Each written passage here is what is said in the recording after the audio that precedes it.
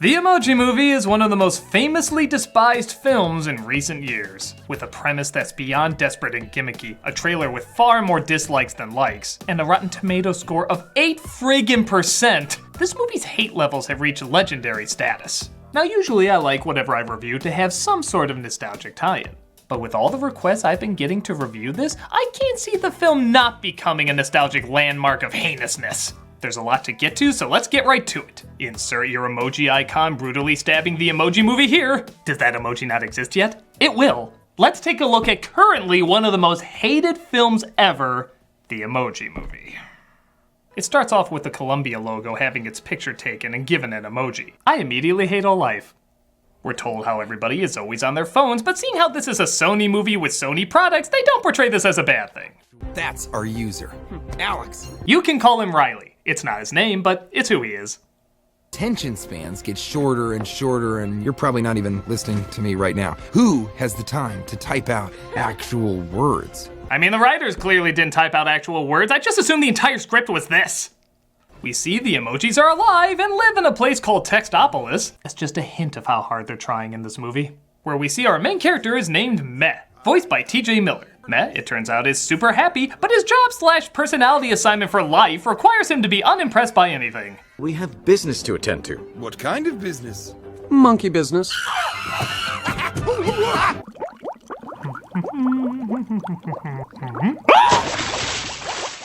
I'll admit I got a chuckle out of the emoticons being old and elderly, but don't worry, there's a whole bad movie of jokes to make up for it. Is that the time? Hey, my eyes are up here, pal. Oh, sorry, I was looking at your boobs. Clock? I don't even follow that. So he goes to talk to his father, played by Damn it, Stephen Wright, why haven't you fired your agent yet? No, really, that's how he's billed now. I'm not letting you go to work today. What? You're just not ready, son. His dad said Meh isn't ready to go on the phone and be a Meh face, and in keeping with the film's theme, the moment is immediately followed by crap. Should we wash our hands?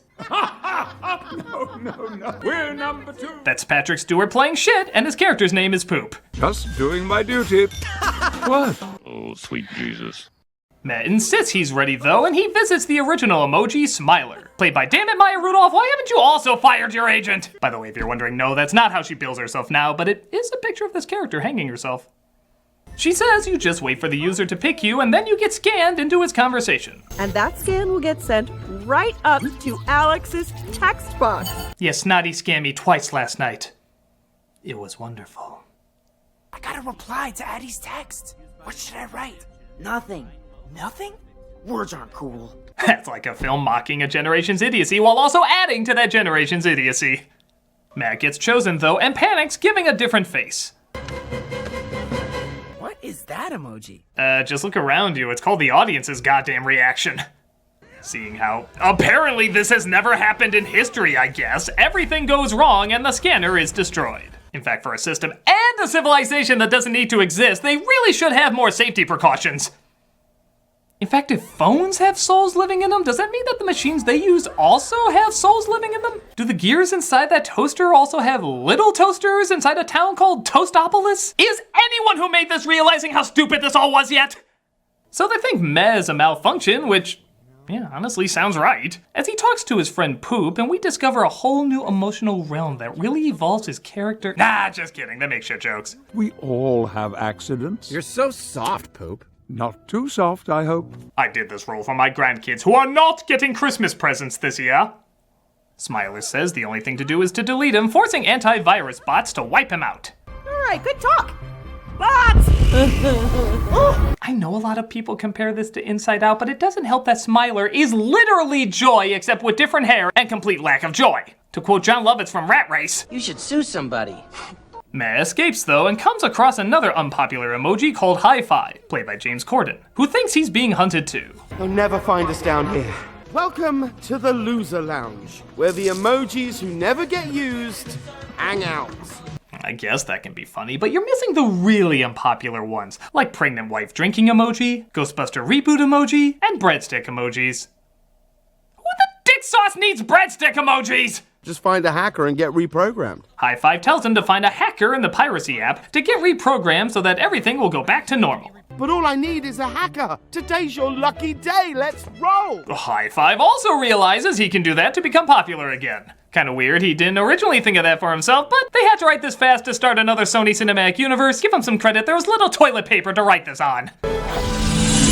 They walk outside of Textopolis and enter the wallpaper in the phone. Again, could be a clever idea, but it just feels like more commercials for products and apps on Sony phones. WeChat. Candy Crush. Welcome to Just Dance. This is Spotify? Yep. It's especially tragic because there's a real good commentary on social media in this conversation. How does he know so many people? None of these people know him, but they like him. I'd rather just have a real friend. A real friend? How's that going to get you anywhere? What you need are fans. But again, it's kind of lost when you're in a film called the Emoji Movie. It's like slipping in Fascism is Bad and Triumph of the Will. Something's gonna get lost. They make it to the piracy app, which is disguised as a dictionary app using a different skin. What could a teenage boy possibly want to hide from his parents? What's this film rated again?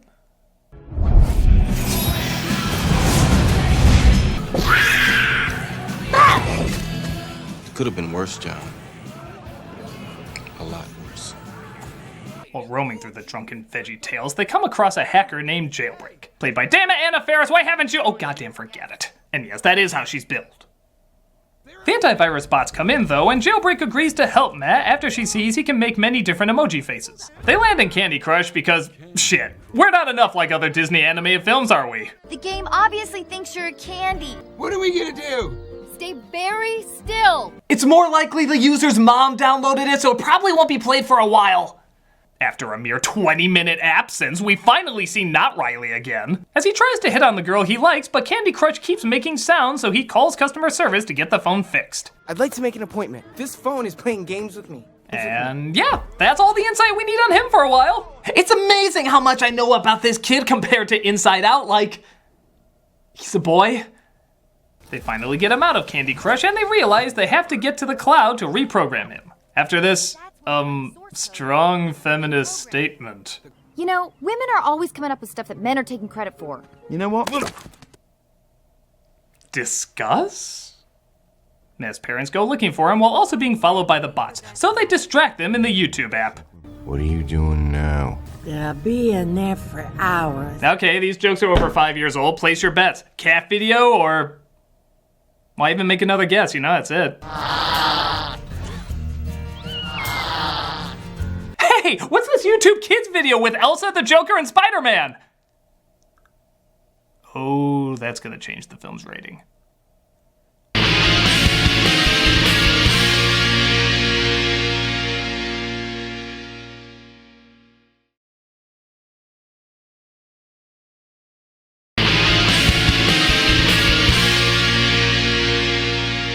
Bots spot our heroes trying to get to the cloud through Dropbox by going through the Just Dance app. Not entirely sure how that path works on my phone either. As it looks like they have to dance or, death. What does she mean by out?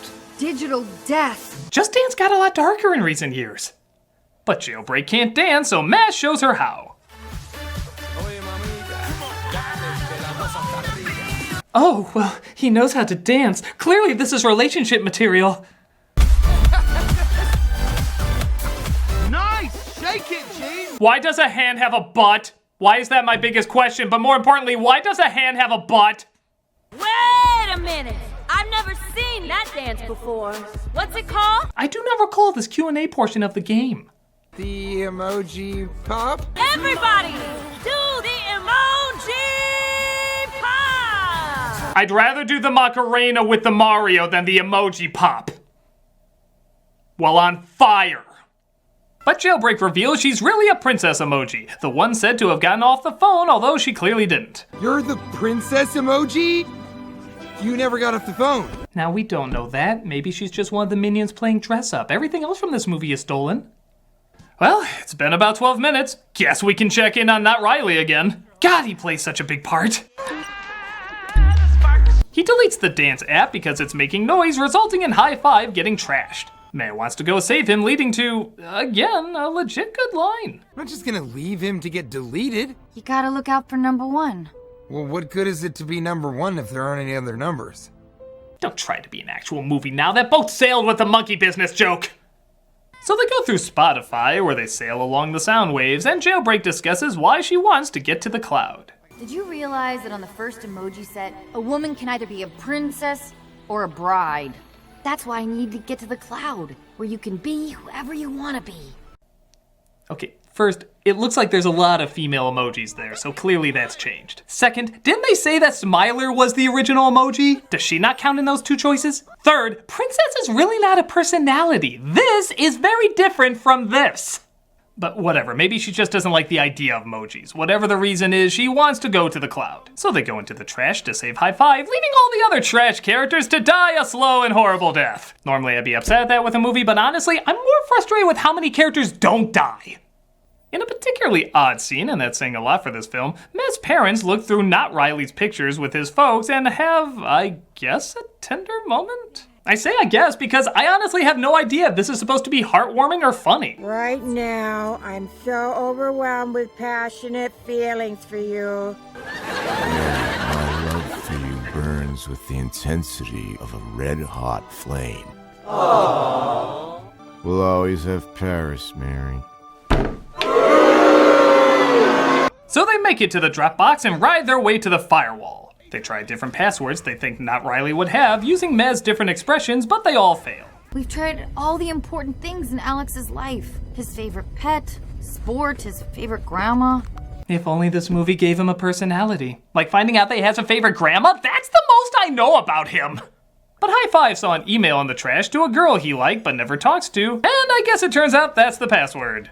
I guess that's romantic, having the password be a person you never talk to. If you're a stalker. Hey, is a creepy-ass clock already? They make it to the cloud, though, and Maz admits he wants to stay with Jailbreak. She turns him down, though, because... movies?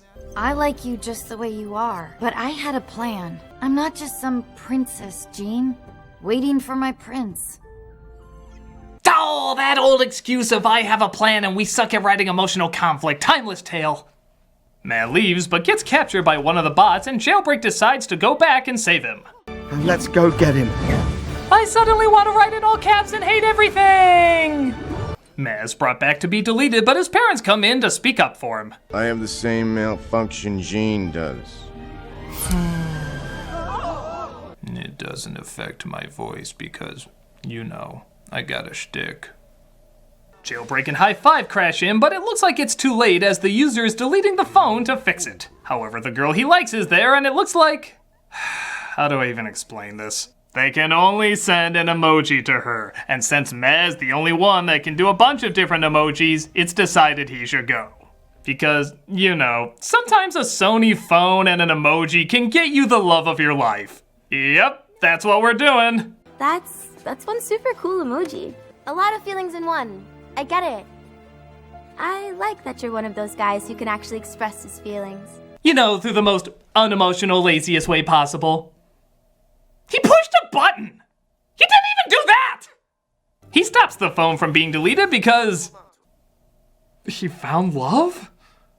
And all of Texopolis is put back. High Five is so emotional, he doesn't even match his voice to his lip movements. They love us! And high five! And high five! And high five! And high five! And high five! They love both of us! So there was really a jackass who said we should ADR him more dialogue? They have a big dance party because I think it's law now every animated film should end with one. And the emojis are used once again to replace all human emotion. A fair analysis for this goddamn movie as a whole. Sometimes my life is like an ocean, and I feel like I'm just... And that is one of the most hated films to come out of recent years. And believe it or not, I might have an unpopular opinion. Oh, I still hated it, but I think it's just run-of-the-mill bad.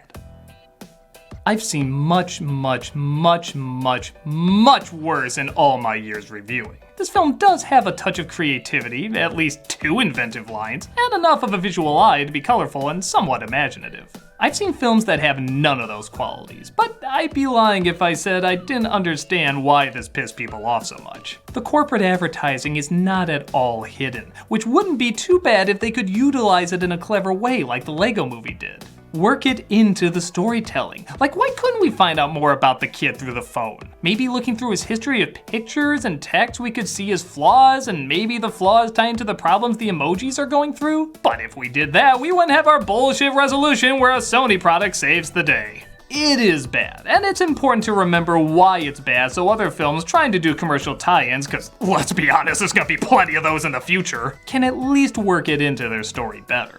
So yeah, I can't even say it's one of the worst films I've ever seen. Take that for what it's worth. I guess as an advertising tie-in it is uniquely bad, but as a bad movie among a sea of bad movies, all I can give it is an honest and simple meh. I'm a nostalgia critic, and I deserve to be challenged by a more creatively bad movie. Scooby-Dooby-Doo! There's a third one?